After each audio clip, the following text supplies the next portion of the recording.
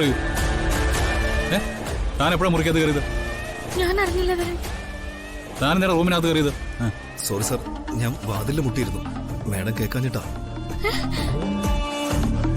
കേൾക്കാതിരുന്ന മുറി തുറന്ന് അകത്തേക്ക് വരാൻ അനുവാദം ഉണ്ടോ ആർക്കെങ്കിലും? അല്ല സാർ, ഫുഡ് ഈ റൂമിൽ നിന്ന് ആരും ഫുഡ് ഓർഡർ ചെയ്തിരുന്നില്ല. രാധിക, താൻ വല്ല ഓർഡർ ചെയ്തിരുന്നോ? ഇല്ല. ഓർഡർ ചെയ്യാത്ത ഫുഡുമായിട്ട് വരിക, അനുവാദമില്ലാതെ മുറിക്കകത്ത് കയറുക, ഇതാണോ നിങ്ങളുടെ ഹോട്ടലിന്റെ റെപ്യൂട്ടേഷൻ? സാർ, ഞാൻ പുതിയ ആളാ, ഇന്നലെ വന്നതേ ഉള്ളൂ. So what? ബേസിക് സെൻസ് പഠിക്കാതെ നിങ്ങൾ ഈ ജോലിക്കെടുക്കൂ?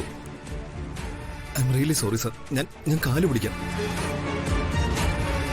സാറ് കംപ്ലൈന്റ് ചെയ്താൽ മാനേജർ എന്നെ ജോലിന്ന് പറഞ്ഞു വിടും. ശരി, മേലാൽ ഇത് ആവർത്തിക്കരുത്. ഓക്കോ? Thank you sir.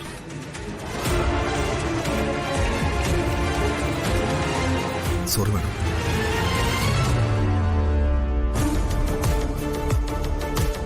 പെട്ടെന്ന് തിരിഞ്ഞപ്പോ അയാളെ കണ്ട് ഞാൻ പേടിച്ചുപോയി.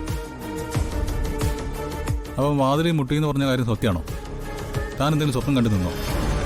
ഇല്ല, ഞാനിവിടെ നിന്ന് കാഴ്ചകൾ കണ്ടു നിൽക്കായിരുന്നു, അല്ലാതെ എനിക്ക് ബോധം പോയിട്ടൊന്നുമില്ല. പക്ഷേ പുറത്തു പോയി താമസിക്കുമ്പോൾ ഏറ്റവും ശ്രദ്ധിക്കേണ്ട കാര്യം എന്താണെന്നറിയോ? റൂം എപ്പോഴും ക്ലോസ് ചെയ്തിട്ടുണ്ടോ എന്ന് നോക്കണം. അല്ലെങ്കിലേ ഏതെങ്കിലും രാക്ഷസന്മാർ വന്ന് ഈ സീതയെ അങ്ങോട്ട് കട്ടുകൊണ്ട് പോയാലോ? പിന്നെ